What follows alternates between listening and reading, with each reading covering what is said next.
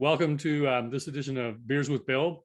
I am in a hotel in Montreal, not on the side of the road by the library on the East Coast this time. It is my pleasure to welcome back Chris and Bebo from Third Moon to Beers with Bill. Chris, welcome back. When I see Bebo, I'll welcome him. Thanks so much for having us, Bill. We're very excited to hang tonight.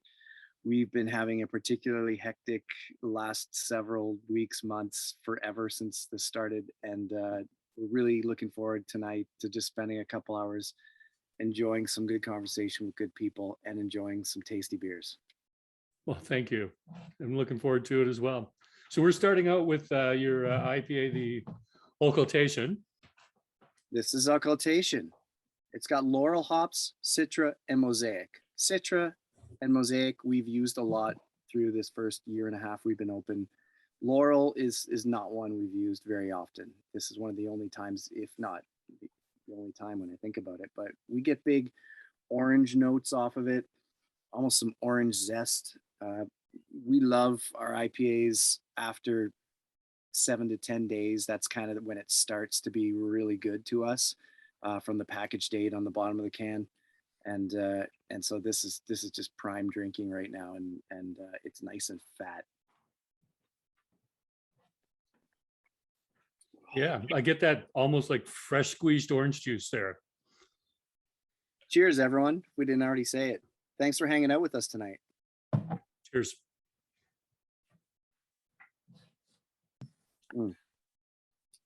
Yeah, that is really satisfying. We like our IPAs to deliver like a double IPA, and our pale ales to deliver like an IPA. So we definitely pack a lot of hops into these, and it's because every sip's got to count. I always say, when I ever get to an age where I'm only allowed to have one beer a day, or if I think of some cruel alternate reality, then I want to be able to have a beer really satisfy and feel like that was a good day and I really enjoyed that drink. So we try to make each beer a memorable ride. That's our plight. You guys have had a lot of things happen in the last year and a half since you opened. I'm curious what you do to stay grounded. Well, the fun part about this time is there's no extra effort required to stay grounded, because we're doing a bunch of a bunch of really laboring tasks, and so many of them that they cover a span of hours far beyond any job we've ever worked in our lives. So when we get done that, we go home to our families for the little bit of time we have, and we take our lumps for not being there, and then we do it all over again. So life is pretty, we get to sip beers all day, which is a nice perk of it, but it's otherwise pretty sobering. So we know a lot of exciting things have happened in the last year and a half, and I love nights like this where we stop for a moment and just think about things and take stock and just really smell the roses. So thank you for always doing that with these podcasts, and with the the questions you ask. For sure, you put meaning into these, Bill. Thank you. Now, you've had a pretty hectic last couple of months. You shared some of that with me. Are you willing to talk a bit about that right now? It's been an interesting ride. We now have tripled our capacity since opening day, which is amazing and astounding, because we realized very quickly that with the original 5 10-barrel fermenters we started with, is really going to be tough to make enough money to pay ourselves. So reality set in that the most important thing to do was to just reinvest in more tanks so we can make more beer. And doing that in 2 different steps, 2 to 3 different steps actually, it's amazing how long a year and a half is, but yet has flown by. And so there have been different challenges with getting tanks and getting to this point of capacity we're at. But now it's not just the benefit of being able to make more beer. Still not enough to prevent some beers from selling out too quickly for all of our awesome loyal customers to get. But we not only can make more beer, we can also be more strategic with how we move beers around between those tanks, and we can let things sit for another week if we feel it's going to really help with our yield and with the quality of the product. We can do fun things like split batches and do different treatments for them. We can actually brew a lager and have a lager in our lineup on a regular basis. We couldn't afford the tank space before. We could brew and sell 3 IPAs in the same time as a lager, and it just doesn't make financial sense if you don't have enough tanks to comfortably do it. Or you know you could focus completely on that style, which obviously we like to have fun with a few different styles, and certainly the more modern styles that you can't just walk into an LCBO, for example, and find on the shelf. Those are the styles we focus on, but we also like to drink a good lager. And we are a month away from having our tap room open, which is the beginning of this scary next chapter. And we're trusting that our customers are going to keep supporting us like they have been. And there are these leaps of faith you have to make with any business, and we're at the edge of this next step, and hiring new people to be taproom staff, and hoping we get the right candidates. Job posting up until this Friday, people. It's a scary time to think we're doubling our size in a very short time, in a month, and we've tripled our capacity on our tanks. And big surprise, that's been making for an even busier day than we started with. So we hope that we're making the right decisions with the amount of people that we're looking to hire, and just try to do this without breaking each other is really the goal, is to get through this and, like, in the end, be able to not have too many hiccups, not run out of beer in the tap room. Like, we're gonna be making guesses on how much to keg, how much to can, not even knowing how many liters will be gobbled up in the tap room every night, deciding on hours and how much that impacts the revenue it'll bring. It's like, these are crazy decisions that we're making on the fly, as we've always done, just trusting our intuition, Bebo and I talking it out, and really just aligning very quickly on the path forward. And I feel good that we've made a lot of mistakes, but so far they haven't sunk us. I guess, to put it that way. I hear you. Bebo has joined us. Bebo, welcome to Beers with Bill. It's great to have you back on the show. Thank you. Sorry I'm late.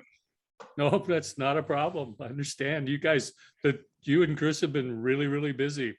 You got anything you want to add to that? No, I think Chris put it well. I think we're all just tired. We all just need a nap.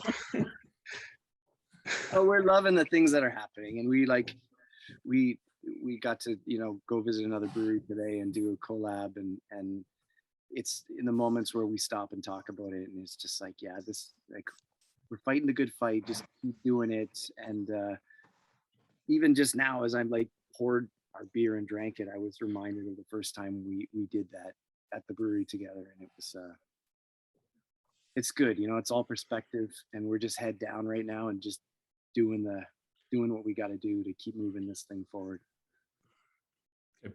Jerry and Emma have a curious question that they've tried occultation at on tap at the Jane. Do you see, or can you explain to them what the difference is between can and draft and how it impacts on your flavor? I think in general, so a lot of what dictates IPAs, specifically hazy IPAs, getting bad quickly is oxidization. So like whenever you put beer in a package, you're going to get a little bit of oxygen pickup.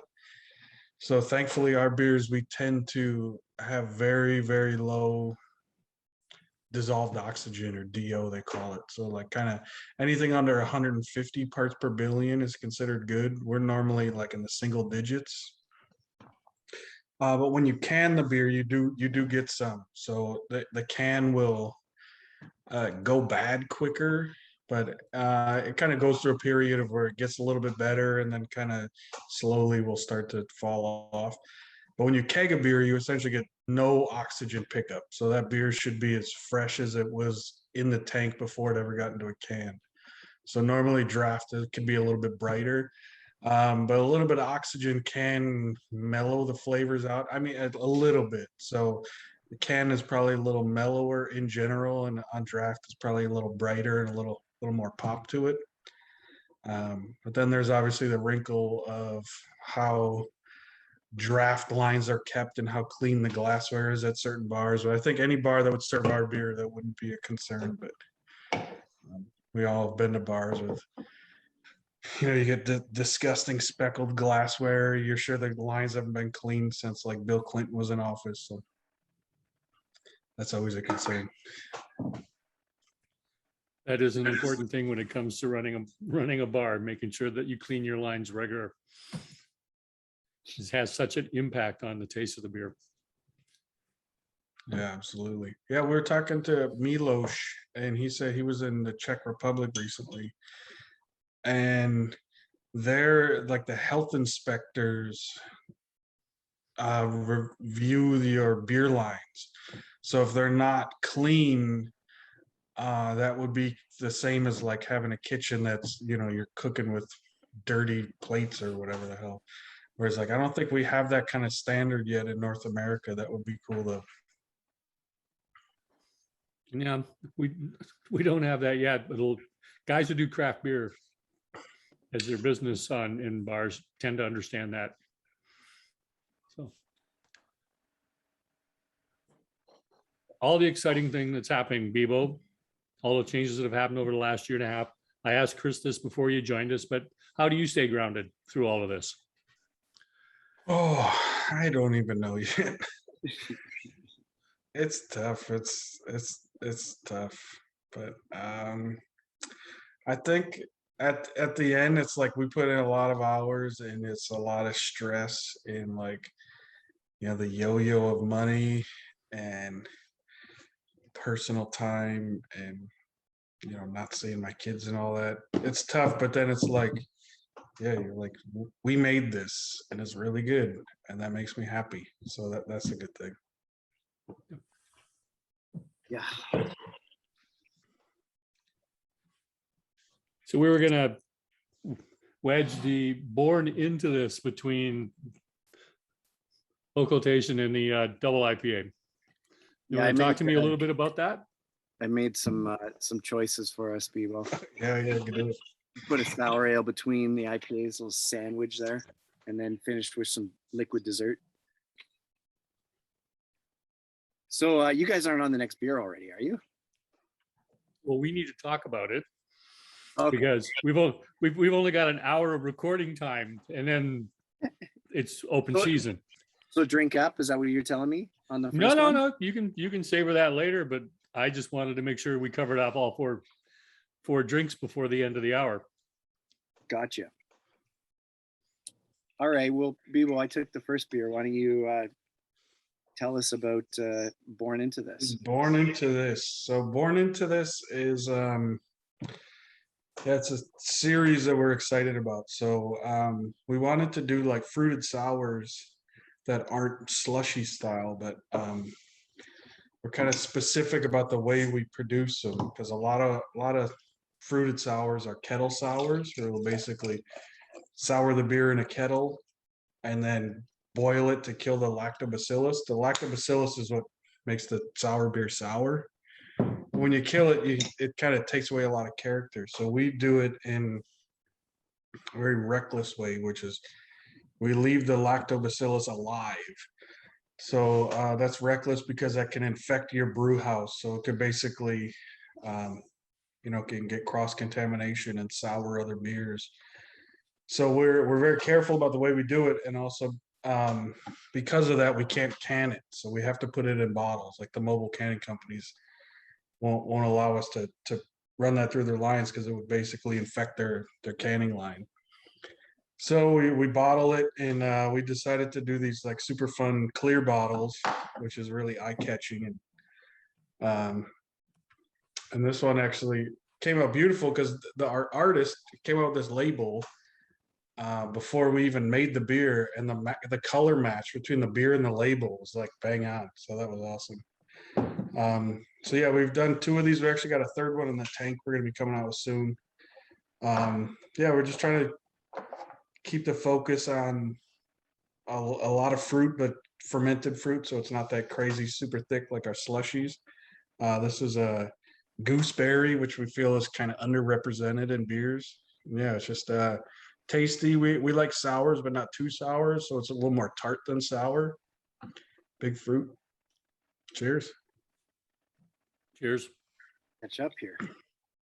But I like that it's approachable, and that's kind of, you know, an aspect of the style that I think is important, is that we're making drinkable beers. That's our goal.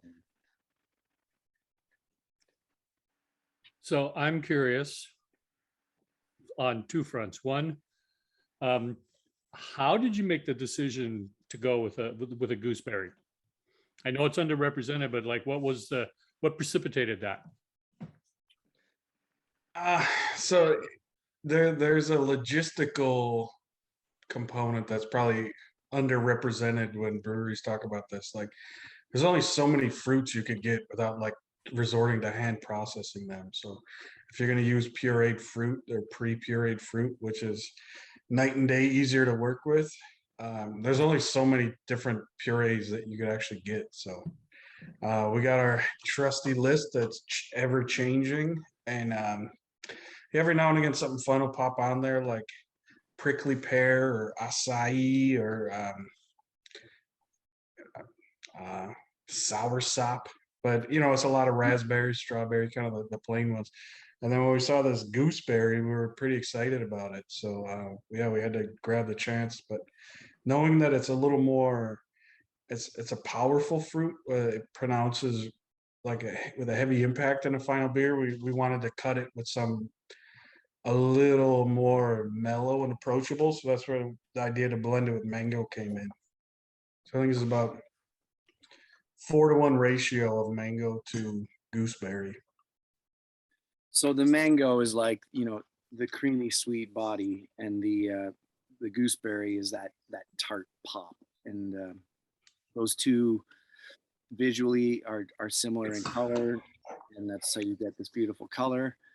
And we just thought they're fruits that go well together, and that's always a discussion of what do we think is going to be the best combination. And we're trying to do things not obvious, or not just the obvious choices. We're trying to actually find some new combinations and some things that maybe go really well together, but just haven't been done before. So we're always just experimenting with it. And some choices we make from, you know, preferences we have, like, you know, we use blackberry.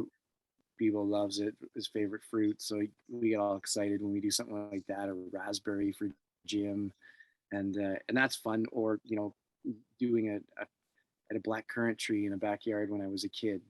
There are little things that feed into the inspiration for these. We're talking to my mom about her, you know, baking recipes, and what you know, learning that blueberry and lemon are in a lot of baking dishes because they go really well together.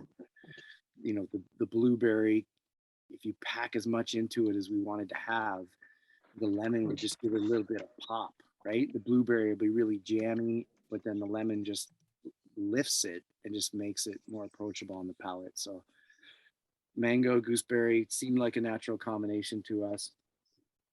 Aromatic, it's tart, it's still drinkable. It is definitely very approachable. And this one, I usually love our beers warmer than most people do. Like our stouts, I don't even like, I want them room temperature. And then IPAs, I like it about 7 degrees Celsius. And but then this one, I love it ice cold. That mostly because of the fruit? I just find it just makes it almost like a cocktail. It's so crushable, and it's not a beer that I, a style that I drink as much of. I'm primarily a double IPA and bourbon barrel stout type of drinker. Um, Sprinkle in some slushy sours for fun and to shake up the palate between IPAs. So yeah, um, as Bebo mentioned before, we like them. We like our sours to be not completely ripping, puckering sour. So we like it to still be approachable and something you're thirsting for. You don't need to, sign a waiver before you ride the ride. Yeah, like I like really sour beers. Like I love lambic. It's one of my favorite styles to drink. But like as I'm getting older, I just get heartburn. It's just like not fun. It's like my body is failing me. So yeah, and also like more tart. I find that it's just less demanding. So like I like lambics when you're having other beers and you kind of throw it in the middle and it like completely zeroes out your palate and you can get a lot of nuance and it stands up to a lot of different beers. But these are just, something like this to me is just like that's the kind of beer that people who don't like beer will like it. People who like beer will like it. People who like sours will enjoy it. So, and it's just a lot more drinkable for me. Second question that came to mind on this, I just said, you do not kill the lactobacillus. So what extra precautions are you taking inside the brewery to make sure you don't get contamination? Yeah, that's a really good question. So we have one dedicated tank. So we unit tank it. So we basically ferment, add the fruit, let the fruit ferment, and then carbonate and package off the same tank. We have like a dedicated bottler, dedicated hoses that are all taped up, dedicated gaskets.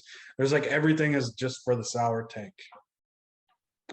No cross contamination. I think, but lacto doesn't like hops. So normally hops were, traditionally hops were used as a preservative because if you add hops to a beer, it won't go sour because lactobacillus can't really stand that the bitterness. So a lot of our hoppy beers would be fine, but I worry about our stouts picking that up. So we're just hypersensitive to it's completely different. There's no carryover at all. Okay, thank you. Because that's always, I mean, just from what little bit of home brewing I've ever done, that's always been like the dangerous game. Yeah, exactly. Yeah, 'Cause you need to buy can- multiples of each piece of equipment.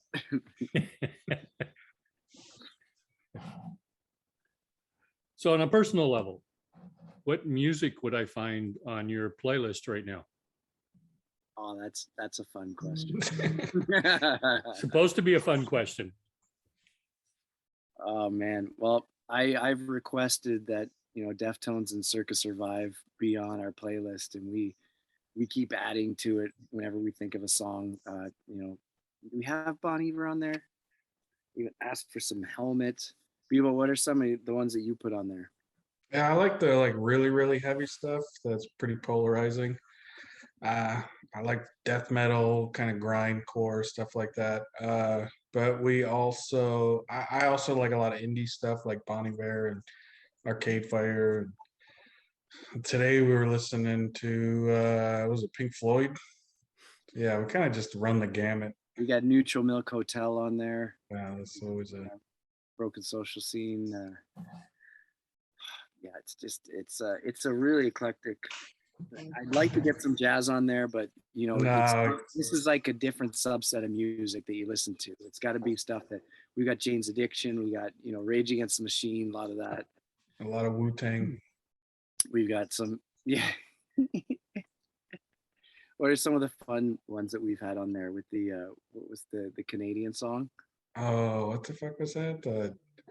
Was he going for a rip? Are you, bud? We got WAP on there. That's That's been played probably more than any other song. Yeah, that's like if anybody's in a bad mood or having a bad day, WAP comes on and then it just washes away everything. We start What fresh. What's the one that Melissa put on there that she really loves? Oh, that what's it? Sonic? No, freaking. I know the tune, and It's like that with that like 5 minute intro to it. yeah, This is obviously not good podcasting. not good use of 1 hour of recording time. Yeah. It's in other words, we make a playlist that we all contribute to, and we got some City and Color on there, Alexis on Fire. It's probably just Alexis on Fire actually, and so it's got Cannibal Corpse. yeah, just the accessible stuff that helps us get in the mood for all sorts of menial tasks. With the advent of the tap room coming on, do you think the playlist is going to change? Oh, I don't know. I guess Should it probably has to, but then it's like I think people would expect to hear like weirder shit when they come to our place. Yeah, it would be nice if it could be, selections that we've all contributed to. I always wonder, do we need to like look at the crowd and like talk to them and have like do like requests and try to appeal to them, or do we just say screw it, let's just put on the stuff that we like? Yeah. I think if someone came in and we were playing like Barry Manilow, they probably would just not hang out. Like I drove all the way here for this. What the fuck? It's true. I have been giving a lot of thought to this though, and I've got lists for all sorts of musical things I'll do when I get more time, but this is one of those ones that I'm like, ooh, are we going to have a theme each night? Are we going to just have like a different mood? There's so many creative things we can do, but most important to me is trying to figure out the acoustics of the place. Like, it's not really any good if you walk in and you can't hear anything. You can't even hear each other talk, especially in these times. Like, you don't want to be getting any closer than you need to like someone else's mouth. Screaming at each other. Yeah. Oh, weird times. They certainly have been. The last year and a half have been quite different. We're going to go to Mortal's Dance in Defiance of the Dark. Oh, fuck, you are lapping me. Come on, Bebo, drink up. This is work too.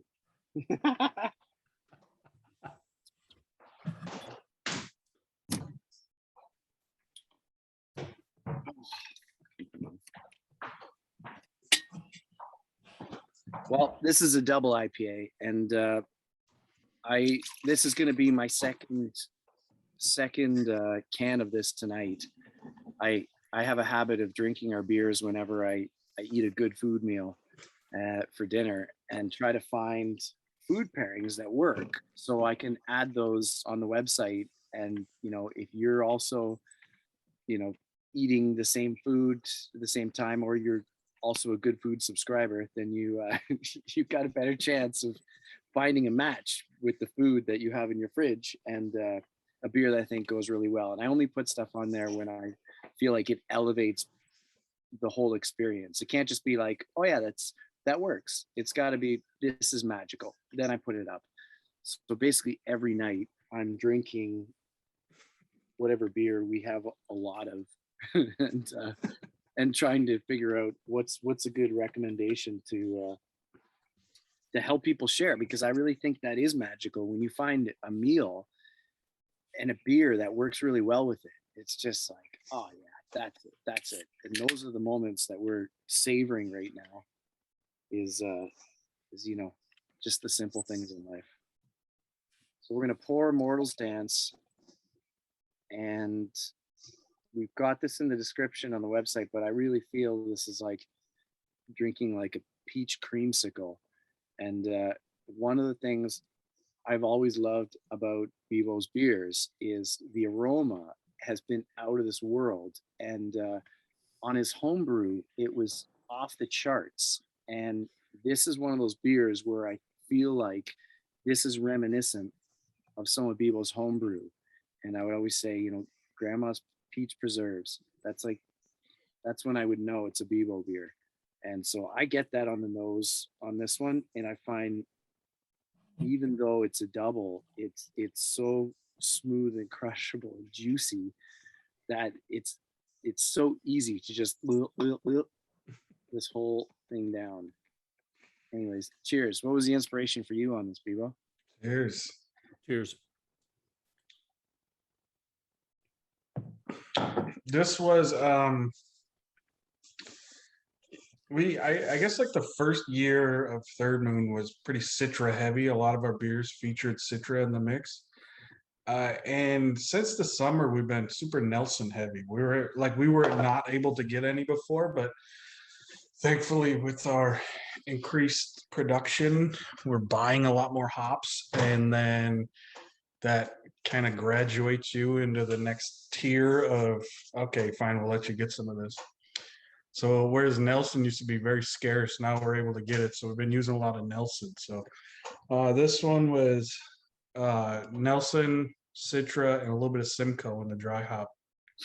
It was just a fun blend. This one was Halloween beer. So we kind of picked like the spookiest looking label to drop at Halloween. And actually the name is from a Stephen King book, which is like one I read like a decade ago. And I remember I literally like highlighted the line. I'm like, oh my God, that's so cool. So it's pretty weird to see something like so long ago I thought of now as one of our beers. So yeah, this is one we dropped on Halloween week. Kind of like the marriage of the early Citra heavy beers and then the later Nelson heavy beers. Yeah, super aromatic, real dense head. Super, super happy with this. It's a nice meringue head sitting there when I look at it. It's like, whew, beautiful thing. Andrew's curious what your ounce per gallon of hops would be. Oh, pounds per gallon. We do. Oh, there's so many different whatevers per whatever. Particularly on this one, the double IPA, what would it be? Yeah, I know, but some people do grams per liter, some people do pounds per barrel. So pounds per gallon. Use whatever measurement you're most comfortable with. Yeah. Yeah, we do. This one was like 7.5 pounds per barrel. Okay. Which would be. It's a lot. Let's just put it that way. You're pushing the upper end, aren't you? Yeah, exactly. That's what is the upper end? I don't know. Like at a certain point, it just doesn't. The beer doesn't get any better. You just lose more beer in dry hop absorption. So I guess for reference, like one of our IPAs were at about 4 pounds per barrel. And if you got, let's say, a traditional like West Coast IPA, that's probably somewhere in the neighborhood of 1 pound per barrel of hops. So it's a lot. It's a significant amount. I think in dollar terms, it's like $2,500 in dry hops in this one beer. Yeah. And when I'm saying you're pushing the upper limit, you're starting to get into it gets expensive. Yeah. They're expensive. And the hops get you both ways. So like when we do our slushies, which we'll get to soon, the fruit is very, very expensive, but it adds volume. So you're only getting hurt once, but the hops are very expensive and they soak up beer. So if you have, let's say, 100 gallons of beer you put dry hops into, you only get 70 out of. So some of our double IPAs, we're getting 35% losses on them. Yeah. Derek was just making note that Badlands last year had one that the hop cost was like $1.42 a can. Yeah, I remember that. Yeah, that's wild. I don't like to do that math too much because every time we'll do that every now and again. One of our crazy expensive beers, I'll do $1 per can. I'm like, we actually lost money on this beer. And we haven't made a triple IPA since. Yeah, I could understand why. A triple milk bone, I think. What? Because once you do the triples, and we like to mess with the sort of like advanced hop products like incognito and cryo and all these kind of things. And they're just very, very expensive. So once you start throwing all that stuff at it, it adds up really quickly. Yeah. It's true. Now, Chris, the other day when I was in, you shared with me, you guys have expanded not just the volume that you've done, you've now got more warehousing space. So I guess the logical question for me, what's next for Third Moon? Well, whenever we have, been talking to other brewers, and certainly you ask those questions, right? Like, what are the gotchas? What are the pitfalls? What are the things? What are the landmines we have to absolutely avoid at all costs? And it's a common theme that one of those things is looking ahead and locking down more space. And when you're starting a business and the thousands of dollars per month of rent that you're signing up to pay, it's very scary. And so you're trying to decide what you can live with. What's the absolute bare minimum? And for us, we had convinced ourselves we could do it in 2,500 square feet, but really that's not comfortable. So we started with like 3,000, and almost instantly you're out of space. And then luckily, one of the things that was very lucky about COVID for us was that we could only do the one thing we had already decided we were going to start with. And so the complexities that we are now embarking on require way more fridge space and storage space than we would have even had to manage it all. So we have just locked down 2 more units in the same building that we're in, which is amazing because we're doubling the space we have, and really what we need most is storage space at the moment, so that we can make space for people to come and enjoy beers in our tap room. And so this, this extra space has come at a crucial time, and so we're really excited. Like, we can open the tap room now, and this was the vision, but the reality of space becoming available and the timing of it, it's not all necessarily in line with our plan. And we knew if we didn't lock down more space now, then we'd have to be looking for it in another building. Now you need a forklift over there, you need a truck to drive it, a driver potentially. It's very scary. And so we made we feel wise decision to lock down more space ahead of really being able to comfortably afford it, in hopes that everything just lines up, because we know this is the most important thing for the business right now, and this is absolutely crucial. So when you word it like that, it sounds scary.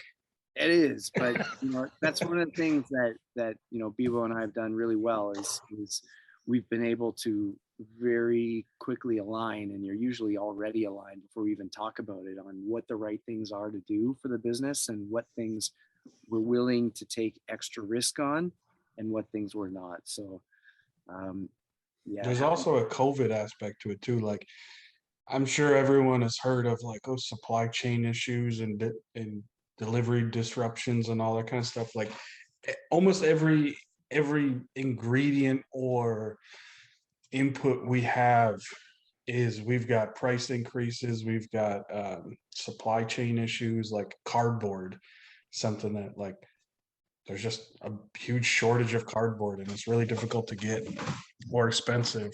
Cans, the same thing. Barley, we just found out yesterday, like, all of the barley we use went up 20% like overnight. I'm like, oh, great. For everyone, like, yeah, across the board. So then it gets that idea of like stockpiling stuff we need and we're going to use. If we could buy more of it, then we're not going to be scrambling and have a little less stress in our lives. So yeah, we're just in time provisioning around here. Yeah, like, I picked up labels 3 hours ago for a beer we're canning tomorrow. Oh, you got them. Good. I was wondering if you had time to get there. Yeah. It's this daily grind, this weekly Yeah. grind. Like, oh my God, get things just in time before we leave. Yeah. We run pretty loose. Yeah, so then when there are shortages, you want to stockpile, but if you don't have space, you don't even have the option. Yeah. And we don't have a lot of space still. When we talk to other, breweries and see their space, we definitely are still quite lean, but it was dire. It was like, okay, we're gonna have to start leaving stuff outside. Yeah, and it's nice that you were able to get space where you are. Yeah, one of the big motivators for that is the first time we visited Blood Brothers, and like not to give out too much of their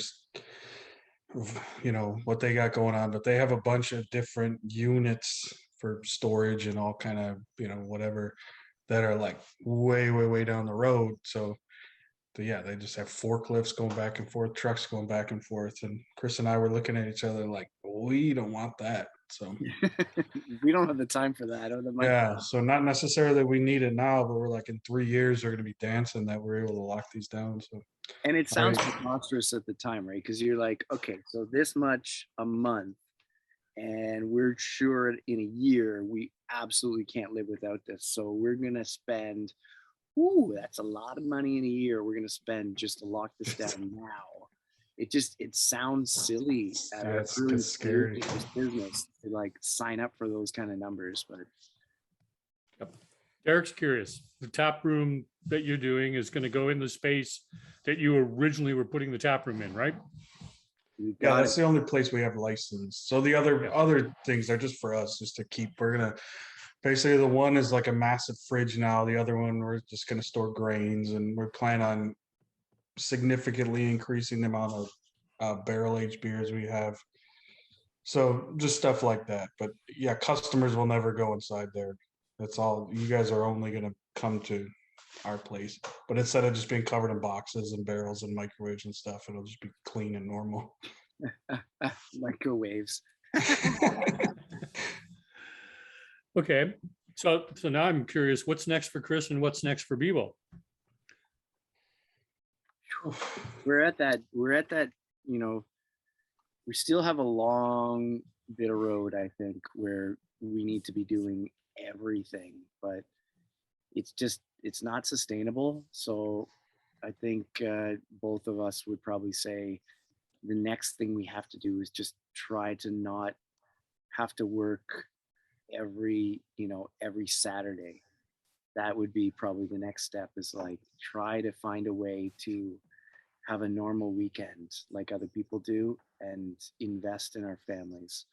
And then we've been lucky in terms of realizing that because we spend so much money on the ingredients for these beers, there's not much margin. And so the only way to do this really is to stay super lean.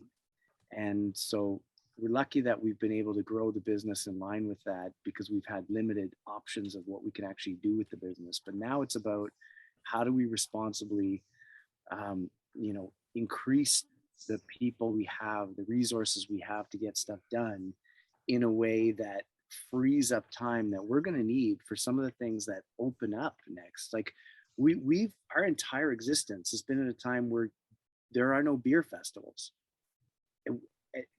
any kind of events, and we obviously would like to be at those events and meet everyone and have that experience and see what it's like. These are things that we've been craft beer fans at ourselves, and excited to meet brewers and meet the actual people behind the scenes doing the work.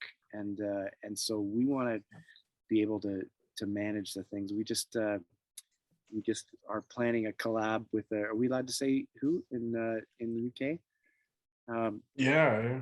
We had Northern Monk in the UK. We're working on a collab with them, and it's very exciting. Like they've got, what is it, 30,000 subscribers or something like it. I'm not seeing, I've They've got seen them out.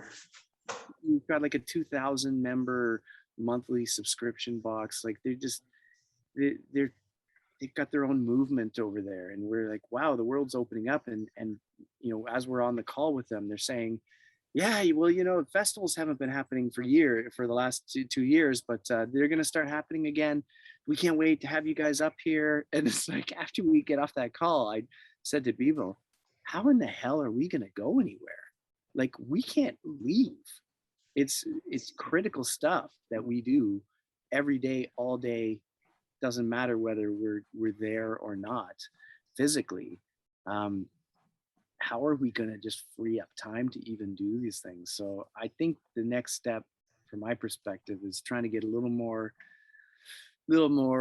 balance with our families, and then also try to resource this business once we get a handle on, you know, what the tap room edition does to cash flow.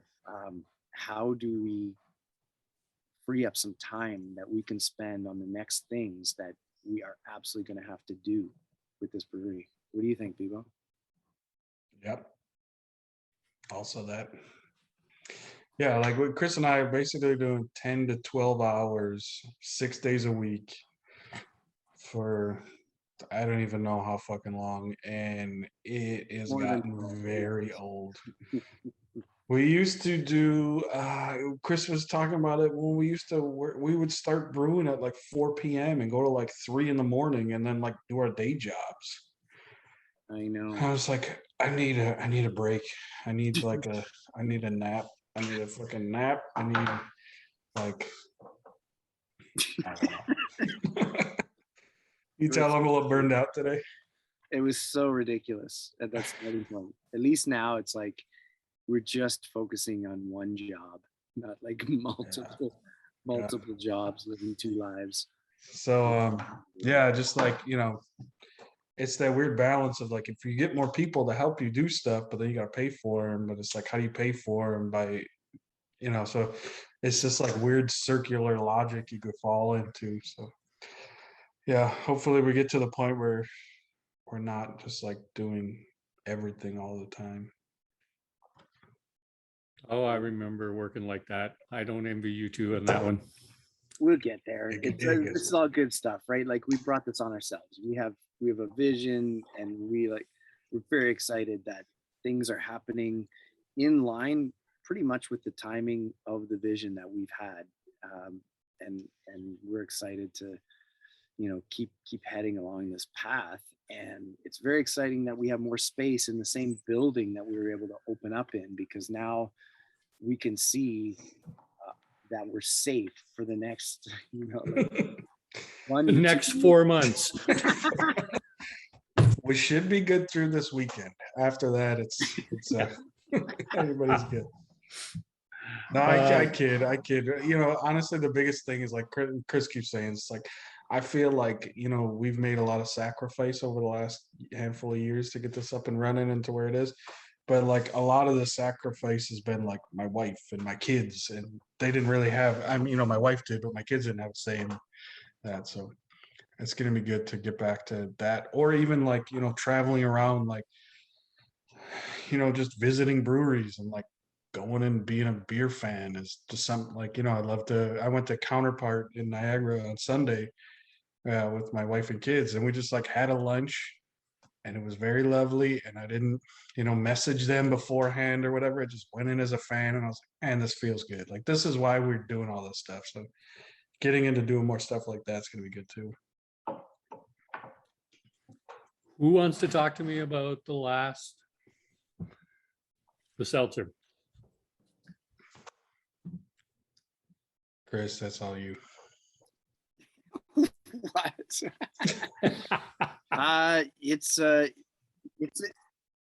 It's an exciting style, and it's one that we've enjoyed from, you know, tasting from some of the American breweries that have introduced us to the style of a slushy beer of any kind. And so slushy seltzer was just the next natural step of that. And really, these type of beers are for people who like big flavor, like to drink something exciting. And I always say to people when they come to visit us and in our bottle shop, you know, you're here for the fruit. And if you like the fruits that are on this beer label, you are going to love this beer, because we're delivering an insane amount of this beer, of this fruit, and the most important thing is that it's the best quality fruit we know how to get in North America. And often we get that from Oregon and pay stupid shipping charges just to get it here because we want the best and we want these beers to be the best thing we could get from all the ingredients we could get our hands on, and we do that with all of them. So this one is a nostalgic combination. It's strawberry banana. I mean, come on. As a child, that was probably one of the first flavor combinations ever put together that opened my eyes to, wow, you take one thing and another thing, when you put them together, they can be better than each of those things are on their own. Like, it was mind blowing as a kid. And strawberry banana is such a pleasing fruit combination. We talked about using it a lot. I hope that we use it a lot again. And so the interesting thing about this beverage is that it's got a very light base that is very low calorie, and then it's got just richness of fruits that 99.999% of people on the planet love in such a thickness and a volume that you don't normally get unless you are making your own fruit smoothies at home and just throwing alcohol into fruit. So it's much easier to drink this beer. Yeah, so the idea behind this is Go get Broken it. Hearts. So we the brewery, we collabed with this beer lab in London. They're good friends of ours, Nick and Adil. They're just like two extremely hardworking guys. And they make some really cool, fun beers. They're just the nicest guys. Everybody who meets them just loves them. But their seltzers specifically are like, they're so good. It's like one of the most delicious alcoholic beverages you'll ever drink. And I remember when Chris first met them, he brought a crowler back, and it's like Perrier. Like, you wouldn't even know there's alcohol in it. So they've really made a name for themselves with their seltzer. And then we were doing our slushy beers, our slushy sours. So the idea is that we kind of like slushified their seltzer to make this. And then the Broken Hearts clubs, you see there's like a broken heart. So we would do one and they would do another one using two different fruits. And then, like Chris was saying, blending the fruits. The idea is that, like, you could have ours and it's really good, you could have theirs and it's really good, or you could blend the two and then it's a whole, like, a third beverage that's even better than the sum of its parts. So it was a fun collab. We did a handful of them kind of over the summer, and yeah, they're really good. Like, I think some people get a little turned off by the seltzer part, but as soon as you drink it, you're like, oh my god, that's really good. Yeah, you're not here for the seltzer, you're here for the fruit. And what was the version they did? Blueberry and what was the other fruit? Was it black raspberry or something? Was it raspberry, Maybe blueberry? Yeah. So one night I took a can of each, and I just had, how many glasses would that be? 4 glasses, and I did like half and half of each possible combination, and then a swamp water of all of it. And I was blown away because their blueberry version and our strawberry banana was so good. I think it was blueberry blackberry. Yeah, that sounds right. Yeah. And then I was like, oh, right, that's a natural combo, from ours and theirs. And there it is. Like, it's so fun, the different things you can do with this. So not only did we mess around with different fruit combinations on our own, we partnered with Beer Lab and made fruit combinations that can work together, so we can pour our beers together and put the two halves of the broken heart together.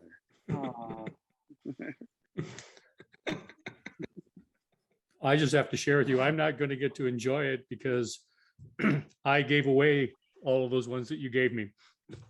Oh my goodness, I would have given you more if I No, it just Katie placed an order and forgot to tell me, so we missed her order when I was down there Friday.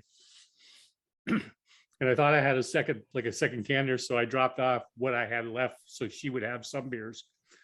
And We'll then hook I you up. went to go to Montreal today or yesterday, and I'm like, damn it, I don't have the seltzer. All good. We'll hook you up, Bill, next time you come. Yeah. Well, Derek has a question he'd like an answer to. He's curious, how does a distance collab work? yeah, What and do I you don't know. mean? You want to take this, Bebo, or it's like, I mean, For a what?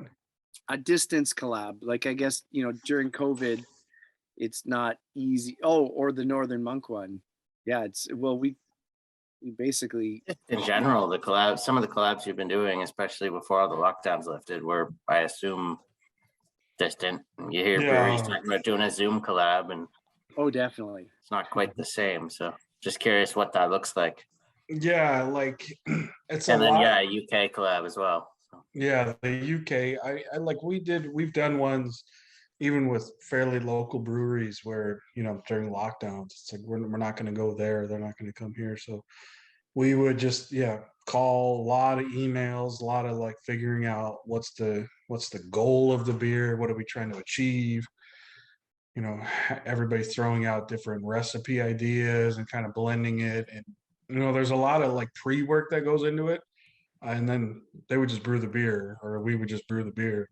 And as anticlimactic as that sounds, like the real in-person collabs we do are not that different. Like, so today we were at Indy and we did a lot of pre-work. What's the grain bill? What are we doing? How was the process? And kind of walk through it. And then we were there and someone was brewing the beer somewhere and we were just hanging out and talking shop and everything. So it's like not horribly different, but we've learned, because you don't really know going into this. Yeah, a lot of it is just like more the design and the idea of what we want the beer to be and to achieve. Than actually executing it. Just like there's a lot of logistical things too. Like we can beers on Wednesdays, so if someone can only come on a Wednesday, we're like, okay, you can come and watch us can beers, but we're not going to be brewing or whatever it is. So And a lot of logistically, like, think of that. Think of showing up to someone's brewery and being like, "Yeah, okay, here, just give me the controls. This works the same as our brewery, right? like they're Okay, also just give me the keys, and I'll just drive." a lot of the benefit is from opening up and talking about process or recipes or ingredients or suppliers or a lot of stuff like that, or work challenges we're having in different areas. So a lot of them process improvements and equipment improvements we've made have come through collabs. So in general, our beer is better by working with other breweries and these kind of things. So it's not always about that one specific beer. As fun as and exciting as those are, it's more like, how do we get better as a company and how do we get better as a brewery? That's true. So it's like, the recipe, the collaboration on the recipe, which there's a lot of talk about, how do you guys do this? How do you guys do that? We found we've always struggled with this. Oh, well, we've handled it this way. And you kind of, that's everything that gets discussed to nail down the recipe. And then on, the date that it gets brewed, the important thing that we pay forward is then the conversations we have with the brewers there, and seeing the operation, talking about the common challenges and how we address them, that pays it forward and like benefits the next beer we brew and the next every beer we brew, as we just kind of get tighter and closer with the other awesome breweries in the scene.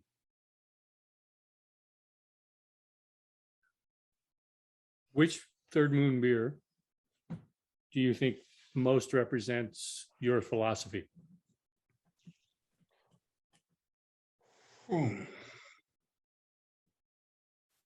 That is a good question.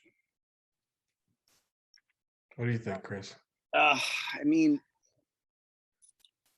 Bone Tree? Oh yeah, Bone Tree. yeah.